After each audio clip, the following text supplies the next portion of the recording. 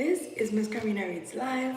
We're going to continue reading the book Cosmos and Psyche, Intimations of a New World View by Richard Tarnas. I will be glad to see y'all joining me. I'm glad to see you. I'm glad you're here with me, whether you're live or you're watching on the replay. Please remember to give this video a thumbs up if you enjoy it. Subscribe to my channel if you want to see me again. And any and all support that you can send my way is deeply appreciated. Love you. All right, this is reading from Section 1, The Transformation of the Cosmos. All right. And this section is called Two Paradigms of History. A paradox concerning the character and fate of the West confronts every sensitive observer. On the one hand, we recognize a certain dynamism, a luminous, heroic impulse, even a nobility at work in Western civilization and Western thought. We see this in the great achievements of Greek philosophy and culture, and in the profound moral and spiritual strivings of the Judeo-Christian tradition. We see it embodied in the Sistine Chapel and other Renaissance masterpieces, in the plays of Shakespeare, in the music of Beethoven. We recognize it in the brilliance of the Copernican revolution and the long sequence of dazzling scientific advances in many disciplines that have unfolded in its wake. We see it in the Titanic space flights of a generation ago that landed men on the moon, or more recently, in the spectacular images of the vast cosmos coming from the Hubble Space Telescope that have opened up unprecedented perspectives, reaching back in time and outward into the space billions of years and light years to the primal origins of the universe itself. No less vividly, we find it in the great democratic revolutions of modernity and the powerful emancipatory movement of our own era. All with deep sources in the Western intellectual, spiritual tradition.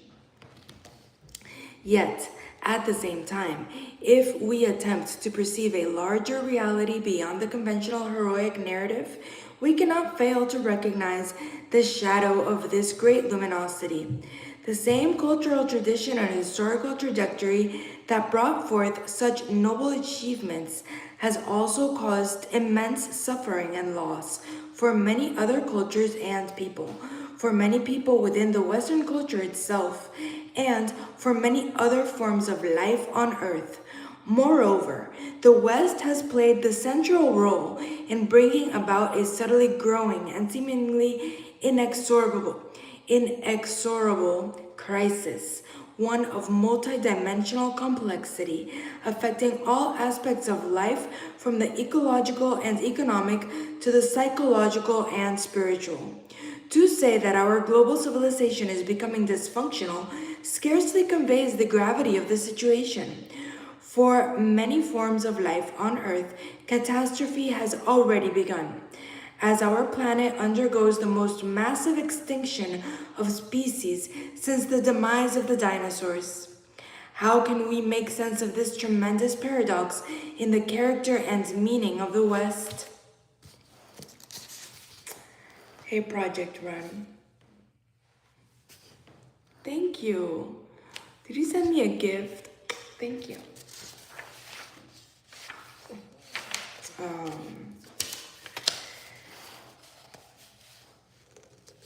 If we examine many of the major debates in the post-traditional intellectual culture of our time, it is possible to see looming behind them two fundamental paradigms, two great myths.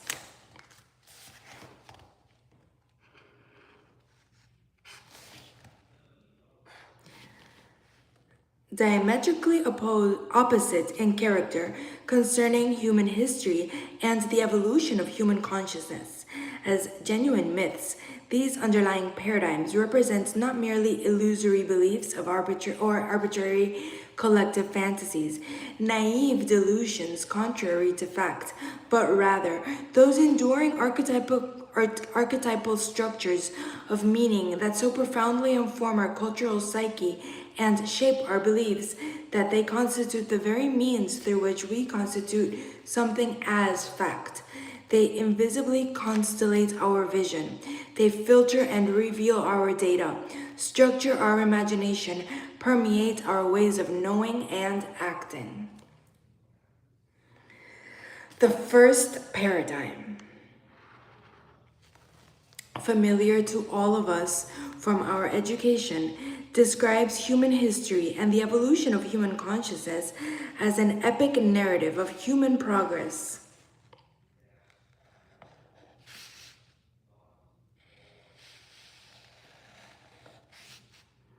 A long, heroic journey from a primitive world of dark ignorance, suffering, and limitation to a brighter, modern world of ever-increasing knowledge, freedom, and well-being.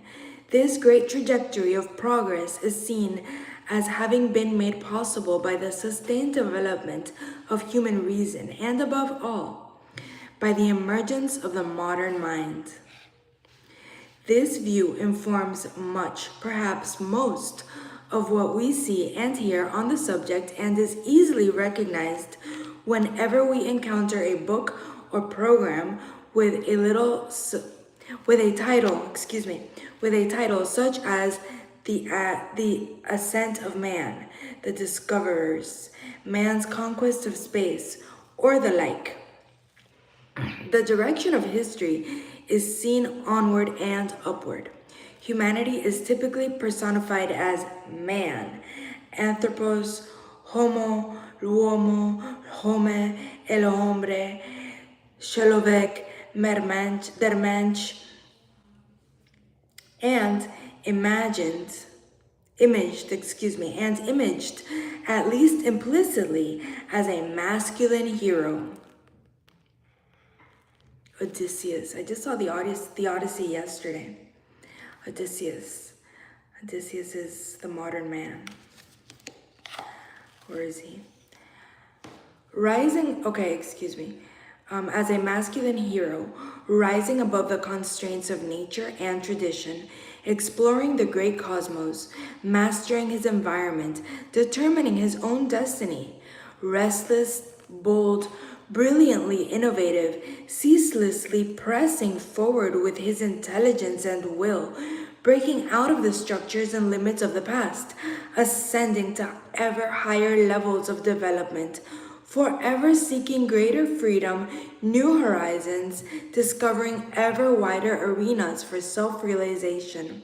In this perspective, the apex of human achievement commenced with the rise of modern science and democratic individualism in the centuries following the Renaissance. The view of history is one of progressive emancipation and empowerment. It is a vision that emerged fully in the course of the European Enlightenment of the 17th and 18th centuries, though its roots are as old as Western civilization itself. As with all powerful myths, we have been, and many perhaps remain, largely unconscious of this historical paradigm's hold on our collective imagination. It animates the vast majority of contemporary books and essays, editorial columns, book reviews, science articles, research papers, and television documentaries. As our perception that in many respects, as well as political, social, and economic policies. It is so familiar to us, so close to our perception, that in many respects, it has become our common sense, the form and foundation of our self-image as modern humans. We have been so long identified with this progressive understanding of the human project, and particularly of the modern Western project, that it is only in recent decades that we have begun to be able to see it as a paradigm. That is, to be able to see, at least partly, from outside its sphere of influence. The other great historical vision tells a very different story. In this understanding, human history and evolution of human consciousness are seen as, human history and evolution of human consciousness are seen as predominantly problematic, even tragic narrative of humanity's gradual but radical fall and separation from an original state of oneness with nature and an encompassing spiritual dimension of being. In its primordial condition, humankind has possessed an instinctive knowledge of the profound sacred unity and interconnectedness of the world. But under the influence of the Western mind, especially its modern expression, the course of history brought about a deep schism between humankind and nature, and a desacralization of the world. This development coincided with an increasingly destructive exploitation of nature. The devastation of traditional indigenous cultures, a loss of faith in spiritual realities, and an increasingly unhappy state of the human soul, which experienced itself as ever more isolated, shallow, and unfulfilled. In this perspective, both humanity and nature are seen as having suffered grievously under a long exploitative, dualistic vision of the world, with the worst consequences being produced by the oppressive hegemony of modern industrial societies empowered by Western science and technology. The nadir of this fall is the present time of planetary turmoil, ecological crisis, and spiritual distress, which are seen as the direct consequence of human hubris, embodied above all in the spirit and structure of the modern Western mind and ego.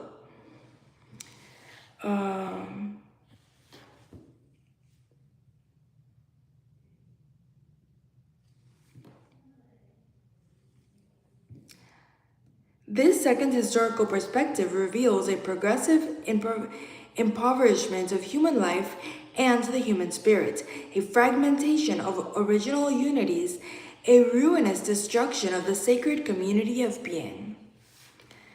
Something like these two interpretations of history have described in starkly contrasting terms for the sake of easy recognition. Something like these two interpretations of history, here described in starkly contrasting terms for the sake of easy recognition, can be seen to inform many of the more specific issues of our age. They represent two basic antithetical myths of our historical self-understanding: the myth of progress and what in its earlier incarnations was called the myth of the fall. These two historical paradigms appear today in many variations, combinations, and compromise formations. They underlie and influence discussions of the environmental crisis, globalization, multiculturalism, fundamentalism, feminism, and patriarchy, evolution, and history. One might say that these opposing myths constitute the underlying argument of our time. Whither humanity? Upward or downward? How are we to view Western civilization, the Western intellectual tradition, its canon of great works? How are we supposed to view modern science, modern rationality, modernity itself? How are we to view man? Is history ultimately a narrative of progress or of tragedy? John Stuart Mill made a shrewd and wise observation about the nature of most philosophical debates. In his splendid essay of Coleridge, he pointed out that both sides in intellectual controversies tended to be in the right in what they affirmed, though in the wrong in what they denied. Mill's insights into the nature of intellectual discourse shines light on many disagreements. Whether it is conservatives debating liberals, parents arguing with their children, or a lover's quarrel, almost invariably something is being repressed in the service of making one's point. But his insights seems to apply with very particular aptness to the conflict of historical paradigms just described. I believe that both parties to this dispute have grasped an essential aspect of our history, that both views are in a sense correct, each with compelling arguments within its own frame of reference, but also they are both intensely partial views, as a result of which they both misread a larger story. It is not simply that each perspective possesses a significant grain of truth. Rather, both historical paradigms are at once fully valid and yet also partial aspects of a larger frame of reference, a meta-narrative in which the two opposite interpretations are precisely intertwined to form a complex, integrated whole. The two historical dramas actually constitute each other. Not only are they simultaneously true, they are embedded in each other's truth. They underlie and inform each other, implicate each other, make each other possible. One might compare the way the two perspectives coalesce while appearing to exclude each other to those Gestalt experiment illustrations that can be perceived in two different, equally cogent ways, such as the precisely ambiguous figure that can be seen either as a white vase or as two black profiles in a silhouette. By means of a Gestalt shift in perception, the observer can move back and forth between the two images, though the figure itself, the original body of data, remains unchanged. One is reminded here of Niels Bohr's axiom of quantum physics. Quote, "The opposite of a profound truth may well be another profound truth," unquote. Or Oscar Wilde's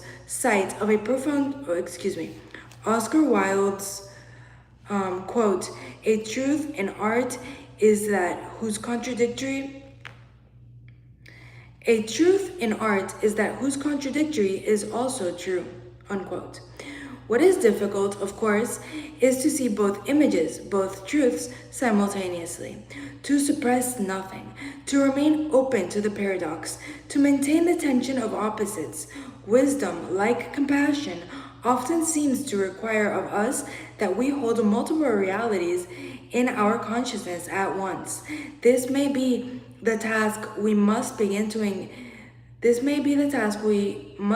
engage if we wish to gain a deeper understanding of the evolution of human consciousness, and the history of the Western mind in particular, to see that long intellectual and spiritual journey, moving through stages of an increasing differentiation and complexity, as having brought about both a progressive ascent to autonomy and a tragic fall from unity, and perhaps as having prepared the way for a synthesis on a new level. From this perspective, the two paradigms reflect opposite but equally essential aspects of an immense dialectical process and an evolutionary drama that has been unfolding for thousands of years and that now appears to be reaching a critical, perhaps climactic moment of transformation. Thank you, Struck 500. I appreciate you. Give me a like on the video too and subscribe so you can see me again. Yet, there is another important party to this debate, another view of human history one that instead of integrating the two opposing historical perspectives into a larger, more complex one, appears to refute them both altogether. This third view, articulated with increasing frequency and sophistication in our own time, holds that No coherent pattern actually exists in human history or evolution, at least none that is independent of human interpretation. If an overarching pattern in history is visible, that pattern has been projected onto history by the human mind under the influence of various non-empirical factors: cultural, political, economic, social, socio-biological, philosophical. In this view, the pattern, the myth of story, ultimately resides in the human subject, not the historical object. The object can never be perceived without being selectively shaped by an interpretive framework, which itself is shaped and constructed by forces beyond itself and beyond the awareness of the interpreting subject. Knowledge of history, as of anything else, is ever shifting, free-floating, ungrounded in an objective reality. Patterns are not so much recognized as phenomena as read into them. History is, finally, only a construct. Well, isn't reality only a construct? If we think about in quantum physics, the observer needs to be present in order to collapse the particles into what they are.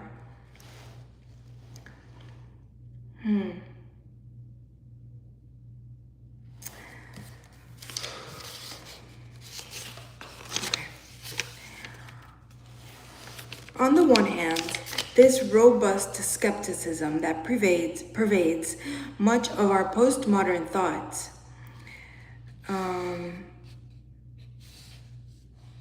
is not far from that necessary critical perspective that allows us to discuss paradigms at all, to make comparisons and judgments about underlying conceptual structures such as those made above.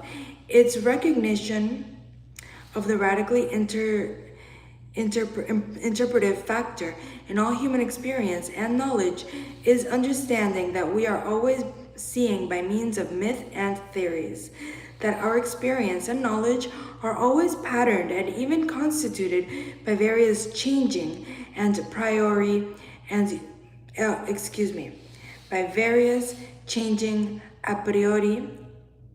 usually unconscious structures of meaning, is essential to the entire exercise we have been pursuing. On the other hand, this seemingly paradigm-free relativism, whereby no pattern of meaning exists in history except as constructed and projected onto history by the human mind, is itself clearly another paradigm.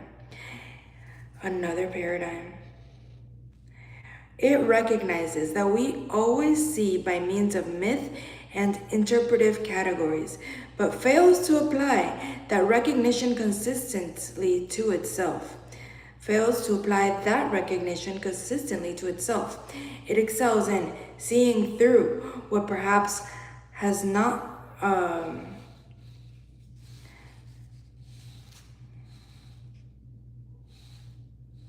It excels at seeing through, but perhaps has not seen through enough.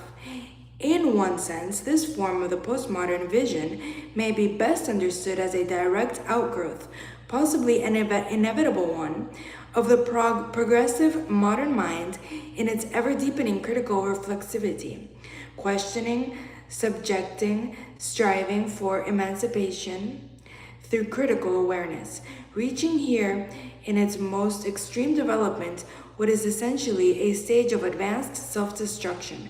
Yet, this perspective may also be understood as the natural consequence of the Enlightenment,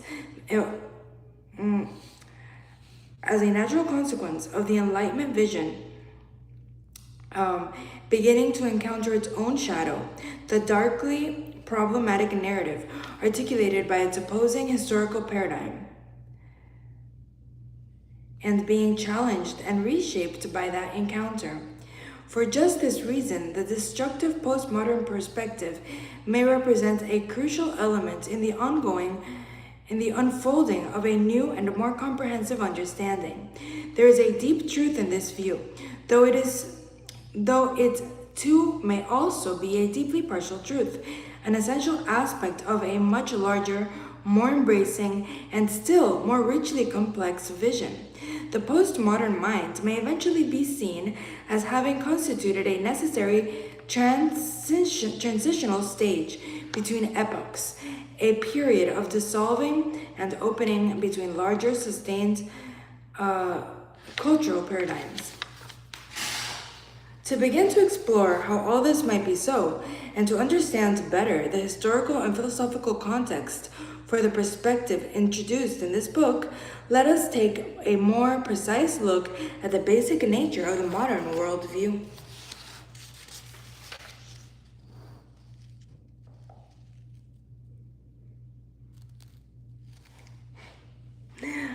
Hello, Jason Bender.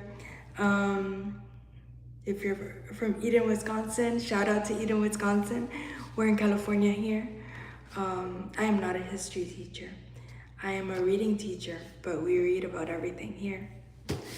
In the lives, I read about a lot of things that I'm interested in myself. Wow, look at that. Half an hour.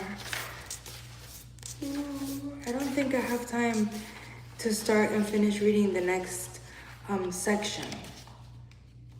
So, should I cut it short right here, you all? What do you think? Should I stop reading? Because I did finish the chapter, and the next one is Forging the Self, Disenchanting the World. Wah, wah, wah. Disenchanting the World. Is that a moon? Forging the Self, Disenchanting the World. Hi. I see 2 people watching right now on the live. I think I'm going to bid you all farewell. Unless you want me to continue reading, but I don't know. Let me see. This is gonna be too much to read in half an hour. We'll see. Our worldview, okay, no. Forging the Self, Disenchanting the World. Our worldview is not simply the way we look at the world. It reaches inward to constitute our innermost being, and outward to constitute the world. It mirrors, but also reinforces and even forges the structures, armorings, and possibilities of our interior life. It deeply configures our psychic and somatic experience, the pattern of our sensing, knowing, and interacting with the world. No less potently, our worldview, our beliefs and theories, our maps, our metaphors, our myths, our interpretive assumptions, constellates our outer reality, shaping and working the world's malleable potentials in 1,000 ways of subtly reciprocal interaction. Worldviews create worlds. Worldviews create worlds. Perhaps the most concise way of defining the modern worldview is to focus on that which distinguishes it from virtually all other worldviews. Speaking very generally, what sets the modern mind apart is its fundamental tendency to assert and experience a radical separation between subject and object, a distinct division between the human self and the encompassing world. This perspective can be contrasted with what has come to be called the primal worldview, characteristic of traditional indigenous cultures. The primal mind does not maintain this decisive division, does not recognize it, whereas the modern mind not only maintains it, but is essentially constituted on it.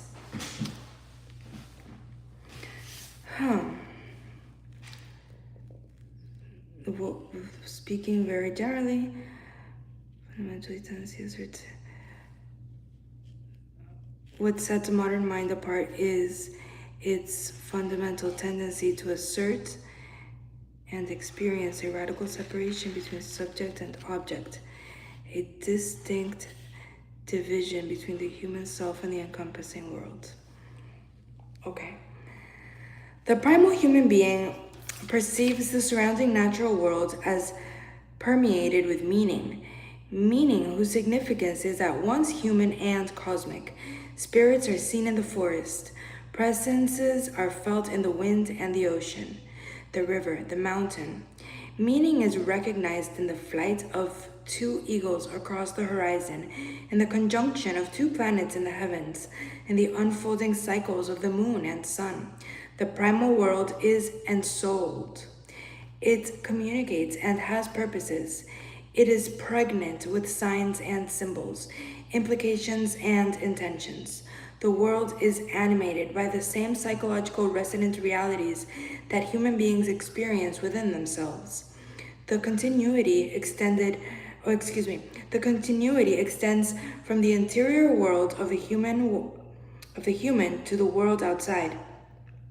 The primal experience, what we would call the outer world, possesses an interior aspect that is continuous with human subjectivity, creative and responsive intelligence, spirit and soul, meaning and purpose are everywhere. The human being is a microcosm within the microcosm of the world, participating in its interior reality and united with the whole in ways that are both tangible and invisible. Primal experience takes place, as it were, within a world soul, an anima mundi, a living matrix of embodied meaning. The human psyche is embedded within a world psyche in which it complexly participates and by which it is continuously defined.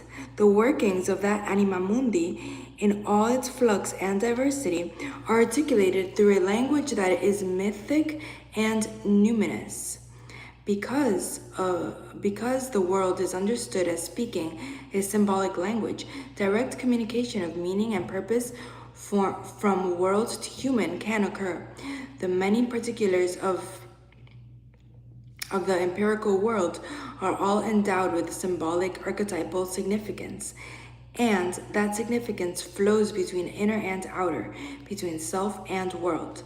In this relatively undifferentiated state of consciousness, human beings perceive themselves as directly, emotionally, mystically, consequentially participating in and communicating with the interior life of the natural world and cosmos.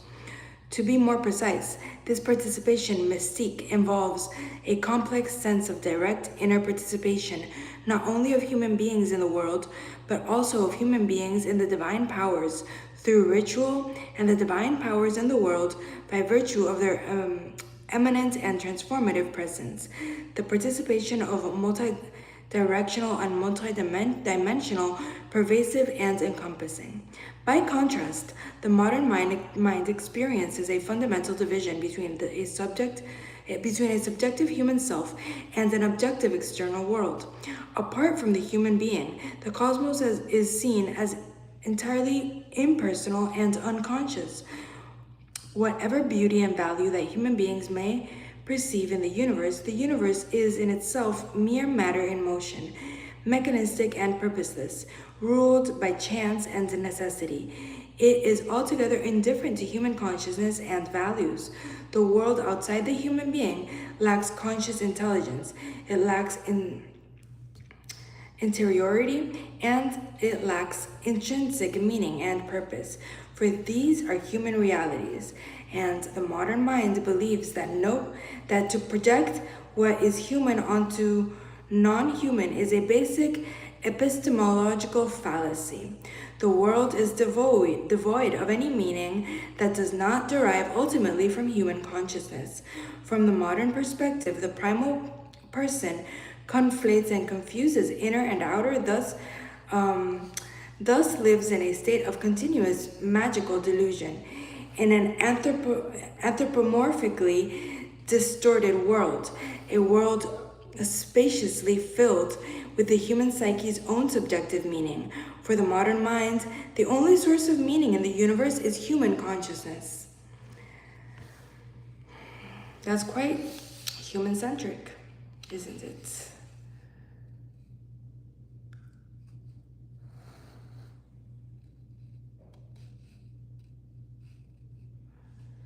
Another way we might describe this situation would be to say the modern mind engages the world within an implicit experimental structure of being a subject set apart from and in some sense over against an object. The modern world is full of objects which the human subject confronts and acts upon from its unique position of unconscious autonomy. By contrast, the primal mind engages the world more as a subject embedded in a world of subjects with no absolute boundaries between or among them. In the primal perspective, the world is full of subjects. The primal world is saturated with subjectivity, interiority, intrinsic meanings, and purposes. From the modern perspective, if I see the world as if it were communicating humanly relevant meaning to me in some purposeful, intelligent way, as if it were Latin with meaning-rich symbols, a sacred text as it were, to be interpreted, then I am projecting human realities onto the non-human world. Such an attitude towards the world is regarded by the modern mind as reflecting an epistemologically naive state of awareness, intellectually underdeveloped, undifferentiated, childish, wishfully self-indulgent, something to be outgrown and corrected through the development of a mature, critical reason. Or worse, it is a sign of mental illness, a primitive magical thinking with delusions of self-reference, a condition to be suppressed and treated with appropriate medication. Yep. Hearing voices? Go to the doctor. Okay, let's see what we can do in 15 more minutes. Probably not all this, you guys. I'll have to finish reading this tomorrow. We can illuminate the basic difference between primal and modern experience. Excuse me, I'll start reading that again in louder voice, but first, coffee break.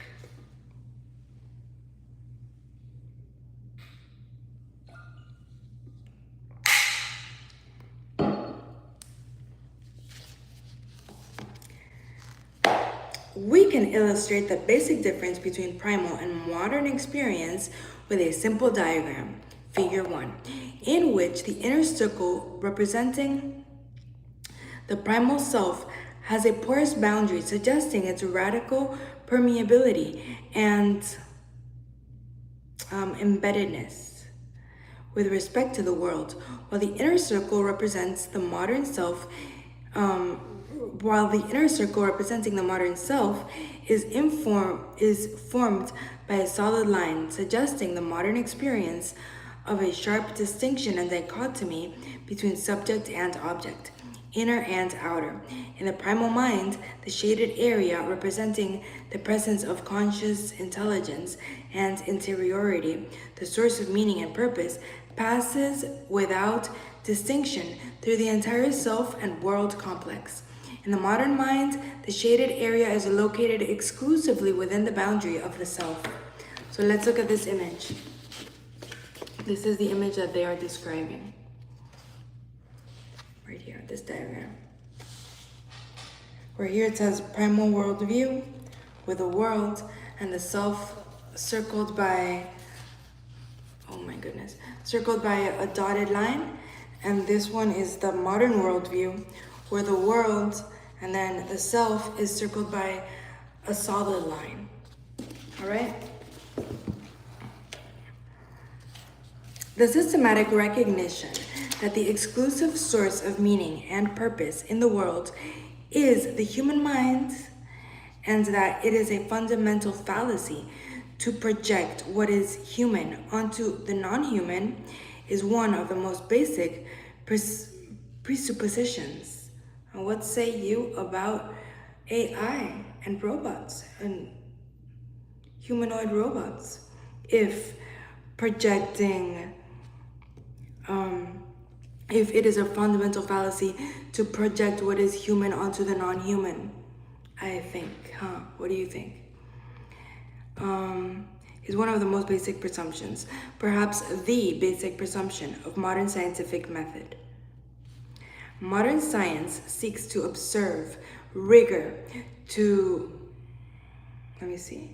Modern science seeks with obsessive rigor, modern science seeks with obsessive rigor to de-anthropomorphize cognition.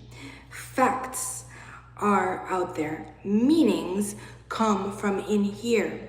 The factual is regarded as plain, stark, objective, unembellished by the human and subjective, undistorted by values and aspirations. We see this impulse clearly evident in the emergence of the modern mind from the time of Bacon and Descartes onward. If the object is to be properly understood, the subject must observe and analyze that object with the utmost care, taken to inhibit the naive human tendency to invest the object with characteristics that are properly attributable only to the human subject. For genuine and valid cognition to occur, the objective world, nature, and the cosmos must be viewed as something fundamentally lacking in all those qualities that are subjectively, inwardly most present to the human mind as constituting its own being: consciousness and intelligence, sense of purpose and intention, capacity for meaning and communication, moral and spiritual imagination. To perceive these qualities as existing intrinsically in the world is to contaminate the act of knowing what are in fact human projections. What do y'all think of that? 10 more minutes. It is easy for us today, still under the influence of the modern vision that refies modern experience and assumptions as absolute, to believe we truly understand the primal vision when we see it as simply the naive consequence of primitive fears, wishes, and projections. But to discern more impartially the difference between these two worldviews, we must grasp the stubborn fact that the primal cosmos was universally experienced for countless millennia as tangibly and self-evidently alive and awake, pervasively intentional and responsive, informed and ubiquitous spiritual presences animated throughout the archetypal forces and intelligible meanings in a manner that the modern perception does not and perhaps cannot recognize. So yes, Odysseus is not the modern man, because Odysseus did believe in Poseidon. Of course, this fundamental difference between the primal and the modern did not arise instantly in the 17th century, but evolved over thousands of years in many forms and through many cultural developments.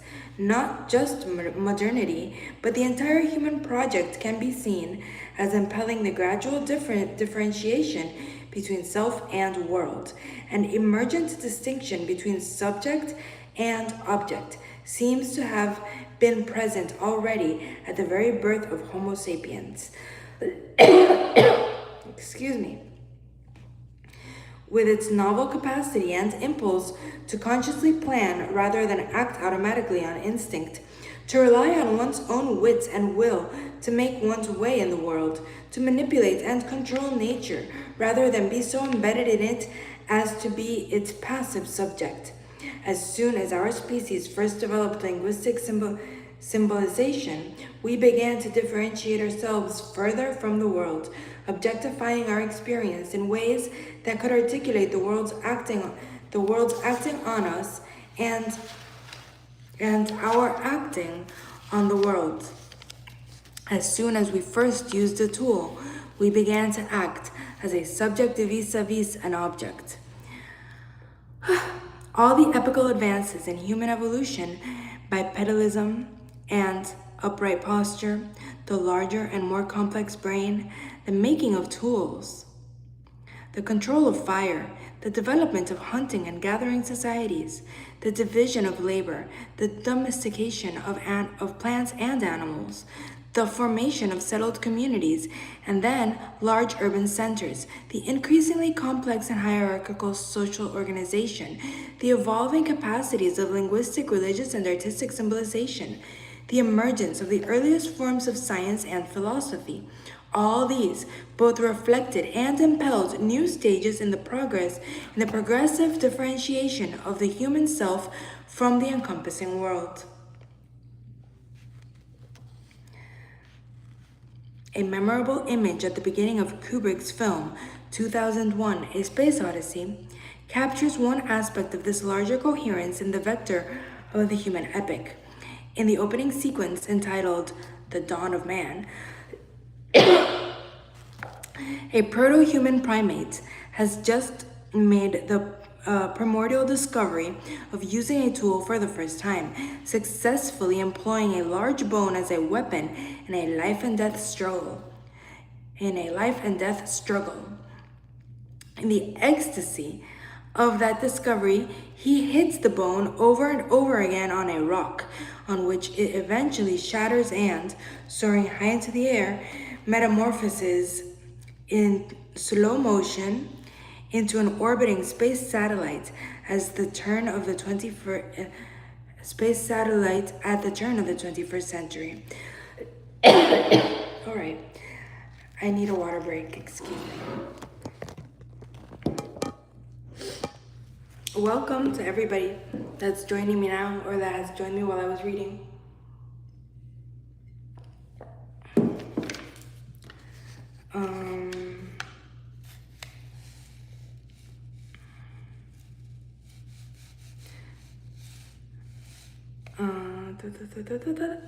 In that single montage, we see the entire Promethean trajectory, the alpha and the omega of the Promethean quest to liberate the human being from the hands of nature through human intelligence and will to ascend and transcend, to gain control over the larger matrix from which the human being was attempting to emerge. This quest climaxes in modernity, especially in modern science, where the dominant goal of knowledge is ever-increasing prediction and control over an external natural world seen as radically other. Mechanistic, impersonal, unconscious, the object of our powerful knowledge.